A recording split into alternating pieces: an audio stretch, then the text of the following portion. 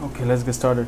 Bismillah walhamdulillah wa salatu wa salamu ala rasulihil kareem wa ala alihi wa sahbihi wa man istanna bi sunnatihi ila yawmiddin. Rabbi shrah li sadri wa yassir li amri wa hlul 'uqdatan min lisani yafqahu qawli wa ba'd.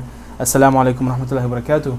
My dear brother, I listened to your recitations and I'm going to give you some pointers on some of the letters that you're reciting. In the beginning, when you open the Quran, we must recite something called the isti'adha, which is basically A'udhu billahi minash shaitanir rajim, and then we say the basmala, Bismillahir Rahmanir Rahim. Now, when we are saying these two, we are seeking refuge in Allah from the cursed shaitan, which is the jinn or any jinns that's around you, or any kind of shaitan from the humans. And you say Bismillah in the name of what? Bismillah, so in the name of Allah, Ar-Rahman Ar-Rahim. Bismillahir Rahmanir Rahim, which is you're saying it in the name of Allah, the most merciful. Now Ar-Rahman means He is the most merciful to all of His creation, and Ar-Rahim means that there's a special mercy reserved only for the believers. Now there are a lot of meanings of these names, but these are the two common ways that people translate the meanings of these two names of Allah subhanahu wa ta'ala. So when you're reciting anything, when you're doing anything, when you're frightened by anything, or any task that you want to accomplish, you should start with the isti'adha and the bismillah, the basmala, and say it properly with proper enunciation. This is what tajweed is. Tajweed is basically giving every single letter its right, and by doing so you elevate the recitation of your recitation of the Quran, and you're basically showing the Quran respect that it's deserved. You asked a question regarding mixing up the letters. Now there are two types of mistakes in the Quran. One is a minor mistake, one is a major mistake. The major mistakes, if made, yes, it will change the meaning, and it will if it's in Fatiha, it can invalidate the salah. Allahu alam. It's up to Allah subhanahu wa ta'ala. Every single person is different, right? If you take somebody who recites very well, let's say Mashari al-Afasi, right, and he makes a mistake in Surah Fatiha, that's not acceptable because he's very fluent in recitation of the Quran. But if somebody like who is a beginner makes a mistake in the Quran, then Allah is the most merciful, inshallah it will be accepted. With regards to its effect, the effect will still be there. It will not be gone, but you can make the effect better by making your tajweed better. You understand? By making your recitation better and by reciting each letter properly, you can make the effect better. But the effect will still be there because you are reciting many of the verses properly, and without major mistakes. But when there are major mistakes, we need to correct them so it doesn't happen in the future. Okay, so now the other type of mistake I mentioned was minor mistakes. Now minor mistakes are usually not caught by people that are very new to tajweed, and usually the people that are more experienced will catch it very quickly. So yes, you're making a few minor mistakes, not a lot, not in Fatiha, in Surah Baqarah, but inshallah we're going to get through that. So again, the first thing before you start reading the Quran is A'udhu billahi minash shaitanir rajim, Bismillahir Rahmanir Rahim. Now, what happens if you start in the middle of the verse? Middle of the surah. Let's say you start from Baqarah page 3, and you did page 1, for example, an hour ago. Now you want to do you did page 1 and 2 an hour ago. Now you want to do page 3 of the Quran. You would start with just A'udhu billahi minash shaitanir rajim. If you start a new surah, then you say Bismillahir Rahmanir Rahim. Okay, so we're gonna get that out of the way, inshallah. Alright, so if you look at the board, I have a couple letters here that I see that you have difficulty with, and we're going to inshallah try to get through them, okay? But before I do so, you need to understand some pronunciation tips, okay? Sorry, this is just making sure the marker works. I'm going to use the letter meme as just a default letter, okay? Because it's very easy to tell that it's a meme.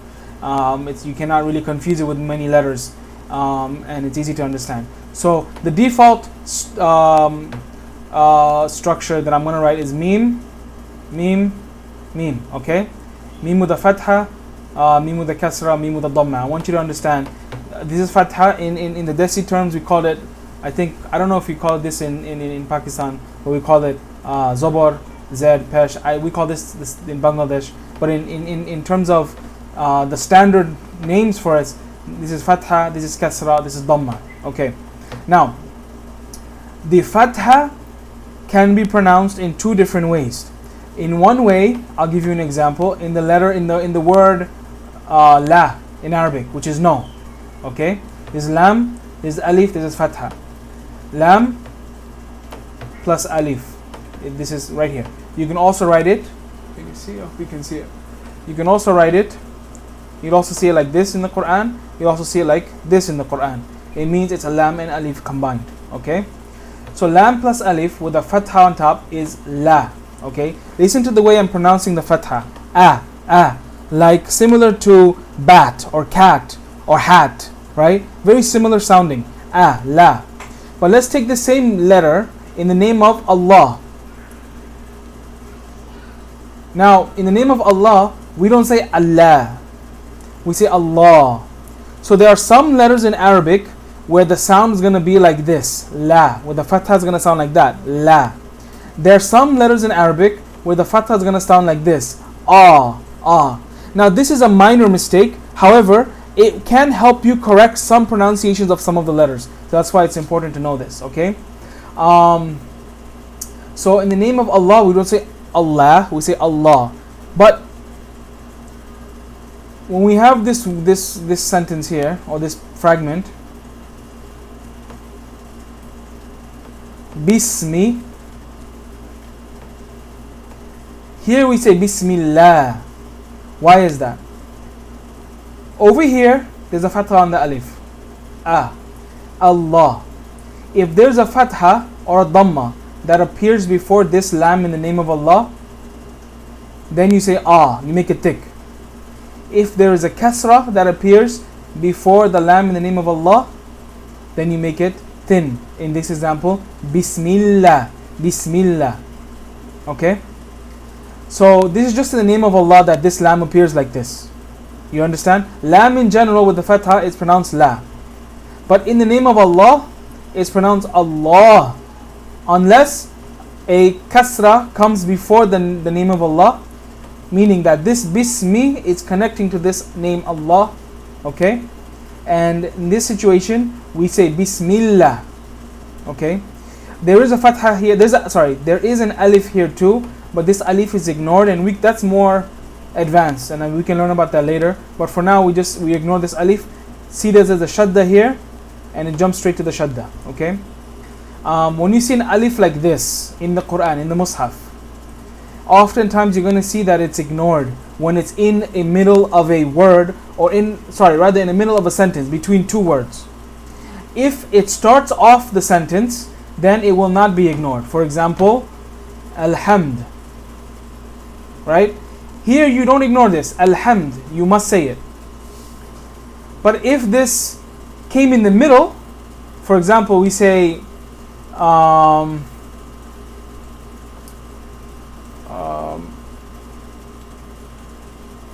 okay, I might be spelling it wrong. My Arabic is not that great, but just an example. Lil hamd. Okay? Now you see this alif is ignored. Here the alif, you know what, let me just erase this so make it easier to see.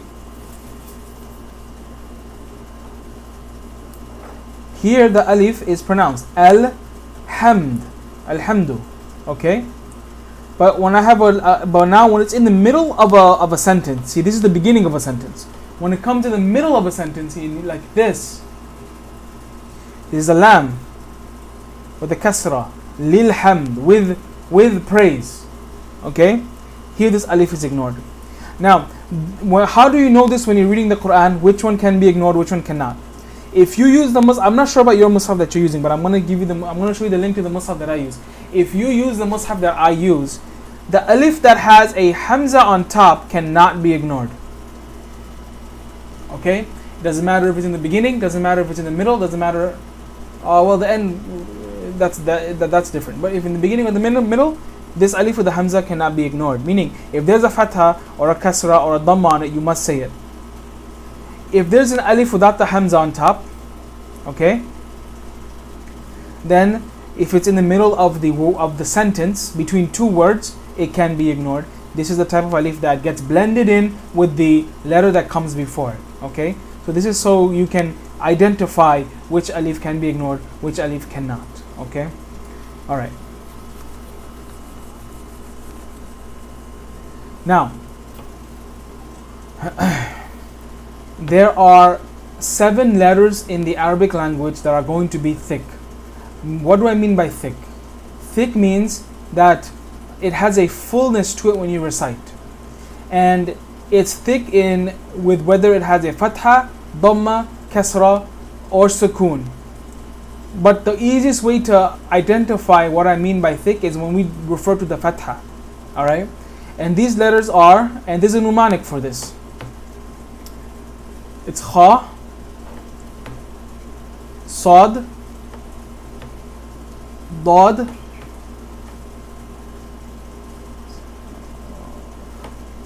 oh, no, sorry, this is not it. This is khussa thing, tails. No, this is it. This is correct. Sorry, I'm sorry. Yeah, this is correct. Kha, sa, dad, khussa, dad, ghain, ta, qaf, and dha. Okay? When you have these letters in the Arabic language, and the mnemonic is this: khussa, I don't know if that's, yeah, khussa, dagh, this is a ghain, dagh, tin, qidh. Okay, it means something. I forgot what it means, honestly. It's not important. If you just memorize khussa, dagh, tin, qidh, then you'll know that these are the letters that have an ah sound, or a fullness to them when you're reciting. So in this example, if I have a kha with a fatha, it'll be pronounced kha. If I ever pronounce it kha, that's incorrect. Are you hearing the two different sounds? I apologize if my AC is very loud, but it's very hot. Okay? Kha is the correct way to pronounce it. And look at jim with the fatha. This is pronounced ja. This is pronounced kha. Do you hear the difference in the fatha? So basically in all of these letters, there's a difference in the fatha sound. And with the example we use in the name of Allah, that's another example. Okay? So here, kha with the fatha will be kha, sa, da, gha, ta, qa, dha. If you're not saying it that way, then you're saying it incorrectly. When you practice it with the fatha, you'll notice that it appears as if your mouth is full of air when you pronounce these letters. Kha, sa, da. That's the only way to pronounce it correctly, is when you have your mouth full. So this is why these are we say there's a fullness to the mouth. Imagine you take a ball of tissue and you put it in your mouth. That's the kind of the fullness position of your tongue when you recite these letters. Okay. All right. So this is gonna be the lesson in tajweed for today. The thick letters. Okay. The letters that make that ah sound. When that's going to be the main lesson for today, okay? And the Allah and the name of Allah is the other lesson, okay? Now we want to learn how to pronounce these letters here, okay? I put this here because I see your pronunciation is a little off for these letters. They're very important to pronounce these letters, okay? So you can think of this as lesson 2 when we go to these letters. So the first lesson is making sure your fatha sounds correct, okay? A versus ah, depending on the letter. These again are the letters that you need to know that have the ah sound with the fatha. Now, the other vowels, I want you to practice. You're doing them fine. They're not wrong. By vowels I mean the harakats. Mim, mim, mim. The fatha, the kasra, the dhamma. Okay. To say the kasra, it's gonna be like e, like in the word be. Okay. Not like in the word igloo.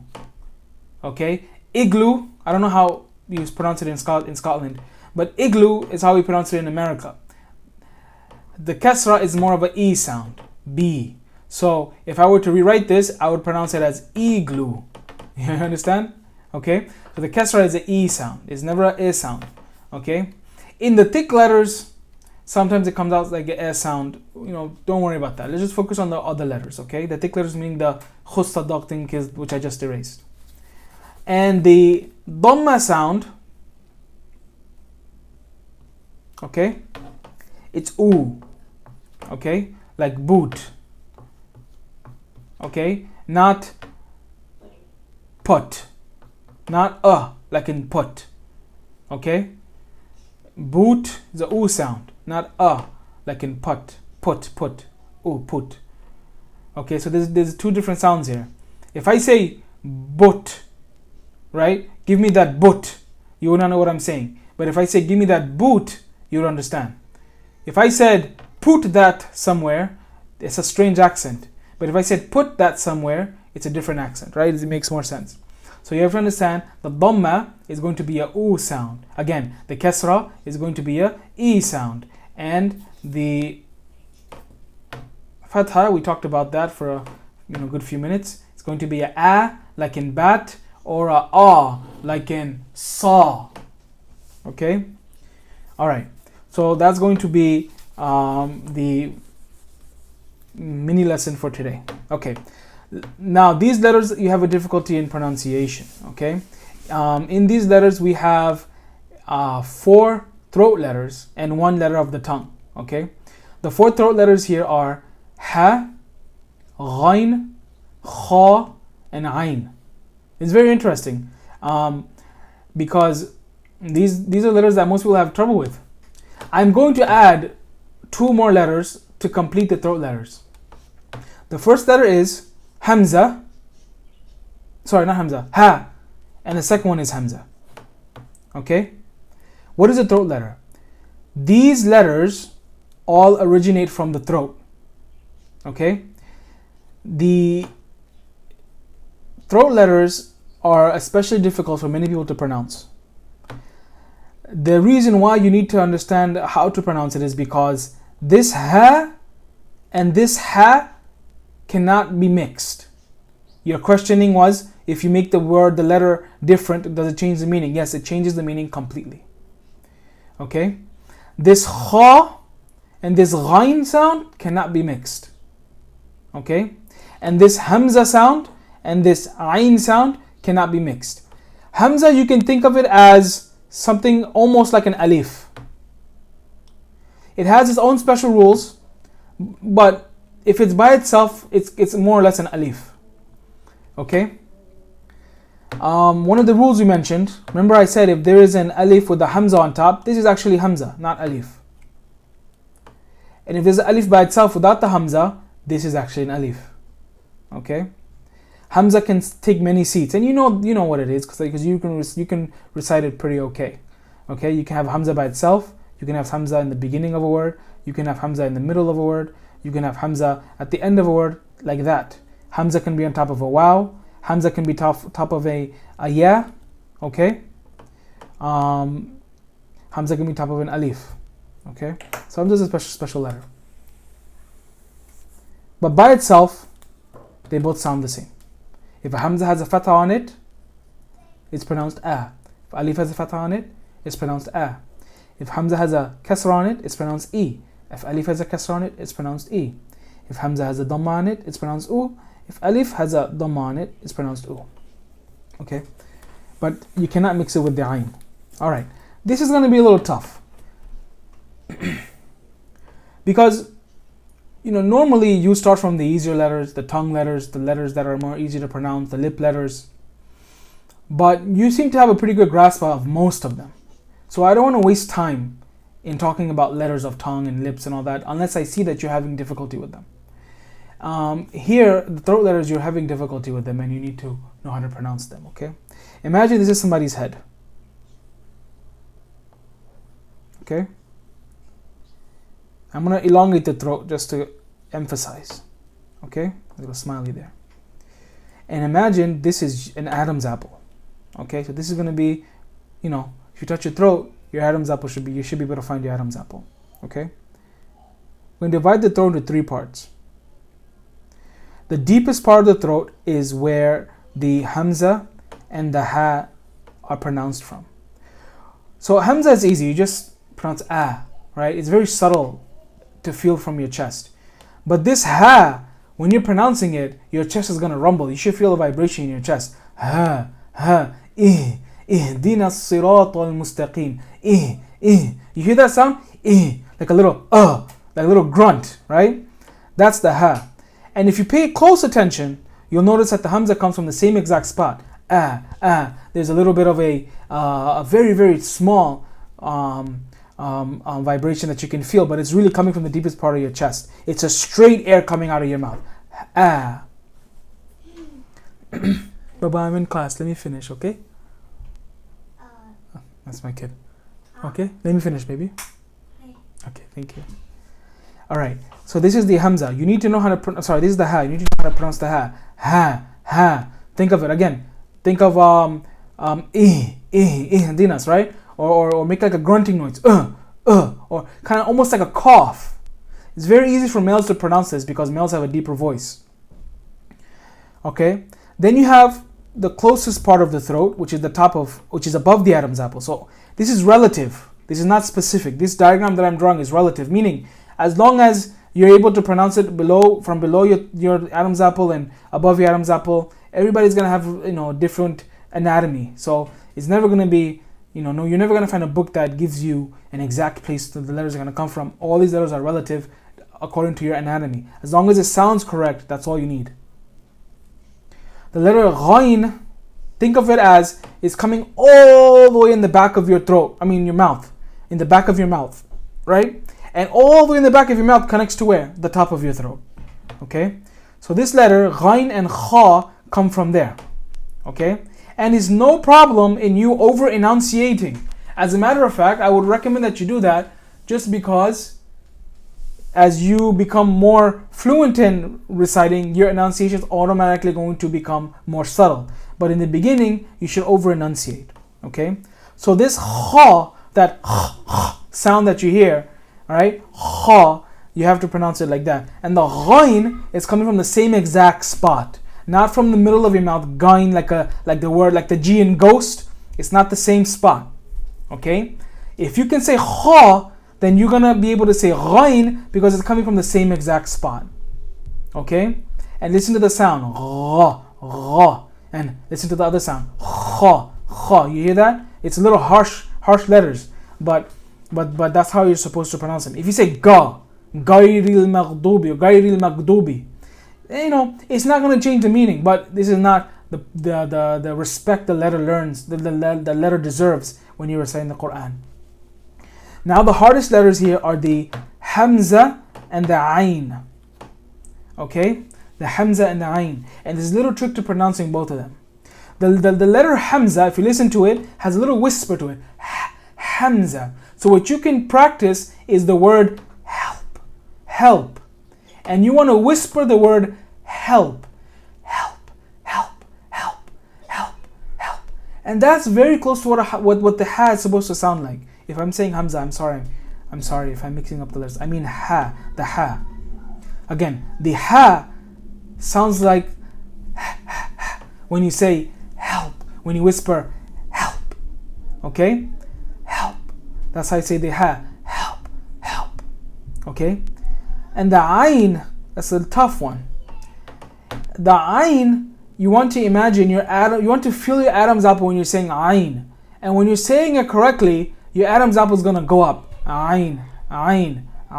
Your Adam's apple is going to shift up and down when you say ayn.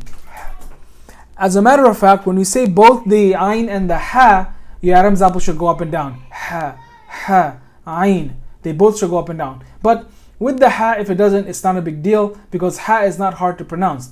Think of help. This word, help. And the ha you should be able to pronounce it pretty easily. And the ayn, practice that you have to practice the ayn. Okay? Alright. And the other letter that I caught you having a mistake on so far is the dhal. Okay? Which is this letter. Okay? It is different from this letter, which is almost the same except without a dot. This is dal, this is dhal. Where they come out in the tongue is two different regions. They come from different areas. So you need to understand that. And again, this is all relative. Okay? So let's imagine again, we have a face, right? Head, a nose. Okay, now the mouth's going to be exaggerated so you haven't, so you can get a good idea of what I'm trying to say. Okay. Okay. So imagine, okay, that's the lip. Okay, and we have the teeth here. Okay, and we have a good old tongue in the back. Okay, it's our tongue. Now, when you're saying the word, the letter dal, dal, this letter is not exactly like the letter D. Your tongue, I'm going to draw the tongue from the top down view, just the tongue. This is the tongue, okay, top down view. Here, the middle of the tongue, tip of the tongue is here, this is the tip. Your tongue, imagine, is divided into multiple areas. Here's the tip of the tongue. Then this is the, like, little bit behind the tip, little bit behind the tip, okay? The letter dal comes from here. When you're saying the letter dal, your tongue is actually going to hit, and the tip is going to be off to the side. Okay? Okay? So this is the tip. This part here is right here.